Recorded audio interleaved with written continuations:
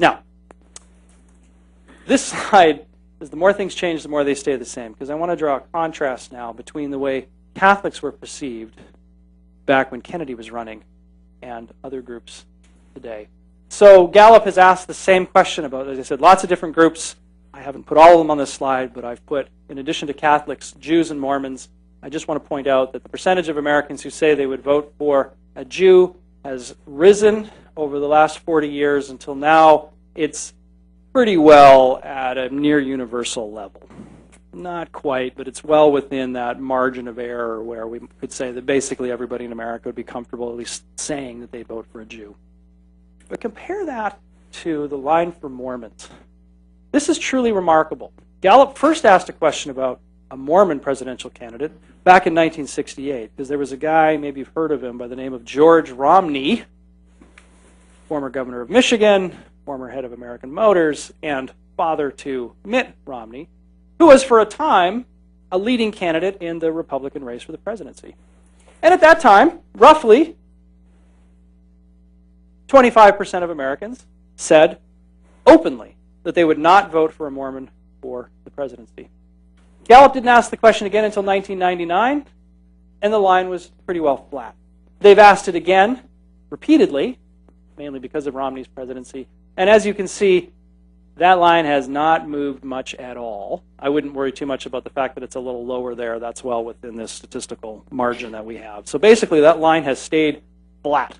So while Americans have become more accepting of Catholics and of Jews, and actually of other groups as well, they have not become more accepting over time of a Mormon presidential candidate. That's the obstacle that Mitt Romney faces today. It's the obstacle that John Huntsman Jr. would have faced had he stayed in the race and had a little more traction. It's the same issue that any Mormon candidate presumably would face today. So there we have our parallel, right, between Romney today and Kennedy then. But of course, they're not running in the same political environment. A lot has changed since. What's changed? Well, this will come as no surprise to anyone in the audience, but we live in a time today when religion matters a lot more, and in different ways today in how people vote than it did in the past. Certainly in 1960, but even throughout the 1970s and even up until the early 1980s. What this graph shows you is the correlation between how frequently somebody attends religious services and whether or not they identify as a Republican, going back to the 1950s all the way up to the present. And the way you interpret this is that the higher the point is on the graph, the tighter the connection between how frequently you go to church and whether or not you identify as a Republican. So if it's really high, it means there's a really strong connection, and if it's low, and if it's below zero especially, it means that there's either no connection, or maybe those who go to church are actually more likely to be Democrats than to be Republicans. And again, this is probably not going to come as a surprise to anyone in the audience, but we live in an era where there's a very strong connection between how frequently you attend church and whether or not you identify as a Republican. What is amazing about this change is that it is no longer divided along the old lines of religious denomination. When Kennedy was running for the presidency, our politics was divided along religious lines, but it was Catholic and Protestant. Now, it's people who are more religious, whether they be Catholic or Protestant or whatever, versus those who are less religious. That's a huge shift. That's why you get evangelical Christians endorsing Rick Santorum, a Catholic, in the Republican race for the presidency. I assure you that John F. Kennedy would just be absolutely shocked if you would have told him that, oh yeah, if you have a time machine and want to go forward 40 or so years, 50 years, you would see evangelicals endorsing a very strident Catholic for the presidential nomination. So this is the world we live in now. It's also interesting to note, isn't it, that it wasn't all that long ago when there was essentially no connection between church attendance and whether or not you were a Republican. So what changed? Well, this slide helps me make the point and also gives me an opportunity to tell a story. This is a picture of George Pataki, governor of New York, at the 2004 Republican Republican convention, Madison Square Garden. If you look carefully at this picture, you can see on the podium, looks like there might be a cross there. Maybe it's a cross, maybe it's not. During the Republican convention in 2004, I was called by a reporter who was in Madison Square Garden looking at this podium and asked me, did I think it looked like a cross? Now, the point I tried to make to the reporter is that it doesn't matter whether or not the Republicans put some sort of subliminal religious imagery on their podium. This is a party that in the 2004 convention stopped the entire proceedings to say a prayer on primetime television. That's not subtle, folks. That's about as overt as it gets. And so I made this statement that it doesn't really matter whether there's a cross on the podium. It's all about religious imagery and symbolism. And George W. Bush is the master at using all of this, blah, blah, blah, blah, blah. And the reporter said, no, I just want to know, is it a cross? This is what a PhD, I guess when you're at Notre Dame, you're like the expert on crosses. So my answer, hedging my bets, because I'm a social scientist and we don't like to be pinned down on anything, I said to the reporter, you can go look this up in an Associated Press story, I said, well, I'm not sure whether it's a cross or not, but it has cross-like properties.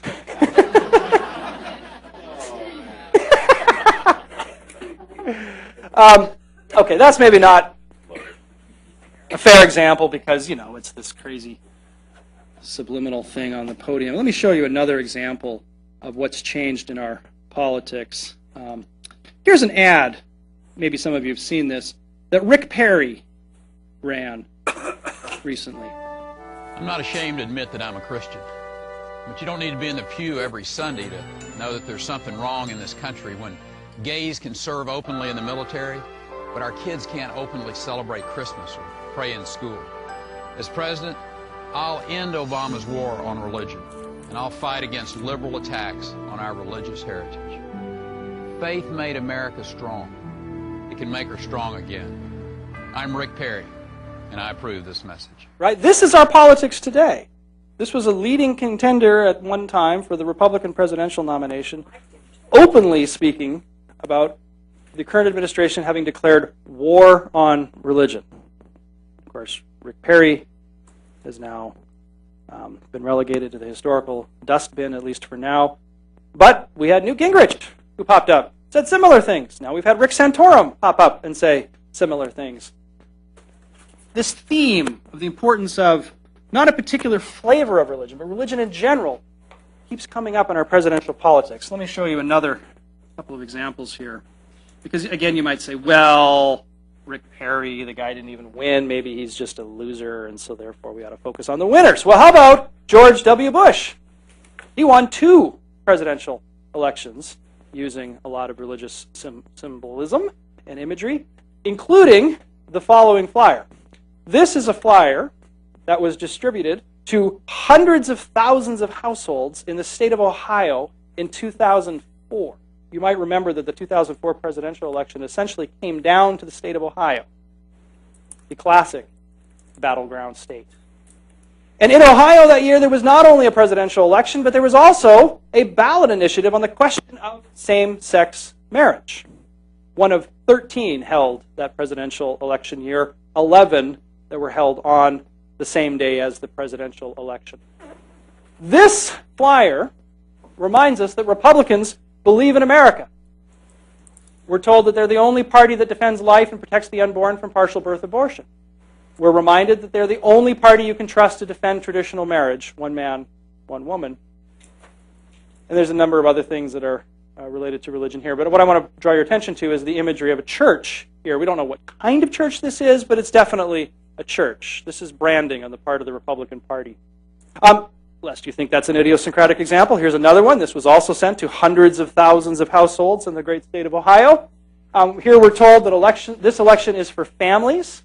We're told that George W. Bush is fighting for our values. Strong families are the foundation of America.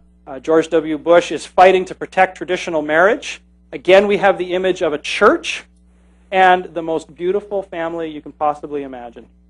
Who would not want to be a part of that family? These people, I don't even quite make it out, they are such a beautiful family that they don't even have to wear shoes. The rules just do not apply to them. Why do I point all this out? Well, because these 2 flyers make an important point, that not only is our politics today saturated with religious symbolism and religious imagery, we've also seen an emphasis on the 2 issues, and the 2 issues only, that separate religious and secular Americans. See, it turns out that religious people and less religious people, They actually see the world in the same way on many, many issues. On the death penalty, on immigration, on social welfare. Believe it or not, contrary to what you may see on cable TV, most Americans share very similar opinions on those issues, and religion does not divide them. Where religion does divide Americans is on the issues of abortion and same-sex marriage. And when we fight elections over those issues, religious and secular voters pull apart from one another and vote different. When we fight elections over different issues, we wouldn't expect religious and secular voters to look all that differently. We'd be divided in other ways. Let me just also make a quick point about the saturation of religion in our politics, and especially on the right.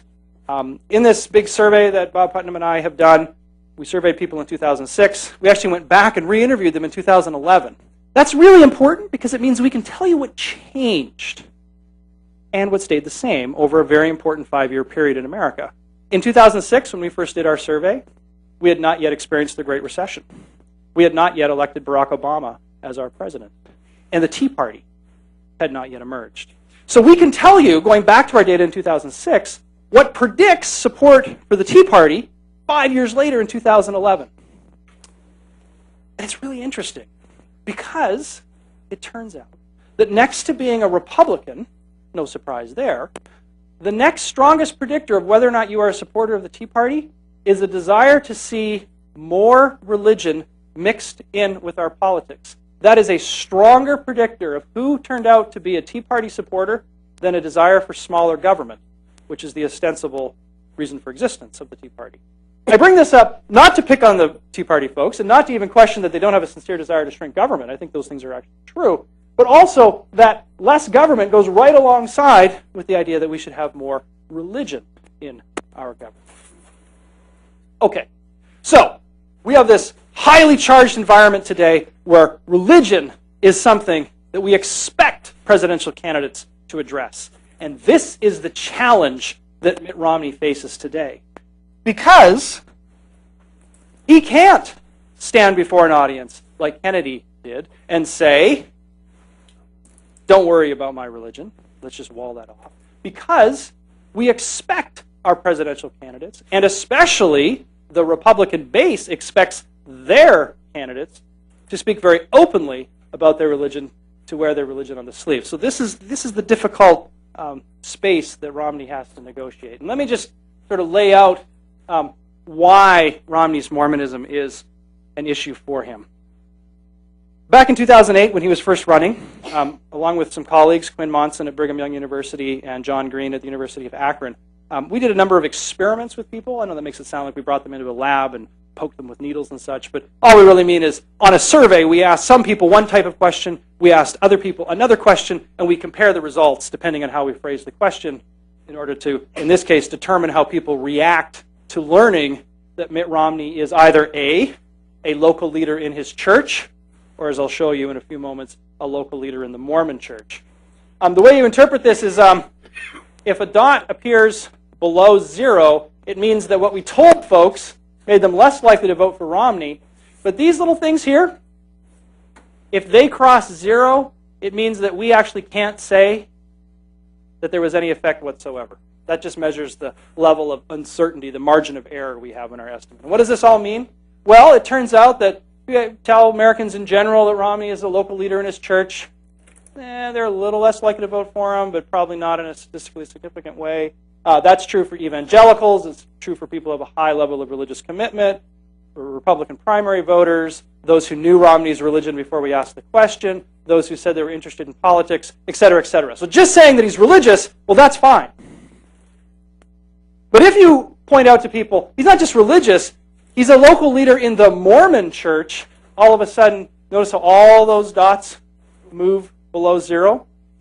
Whether you talk about the public as a whole, evangelicals, people with a high level of religious commitment, Republican primary voters, those who knew Kennedy's religion, et cetera, all of those folks say, actually, now that I know that, or I'm reminded of that, I'm less likely to vote for Mitt Romney. That's the challenge that Romney faces.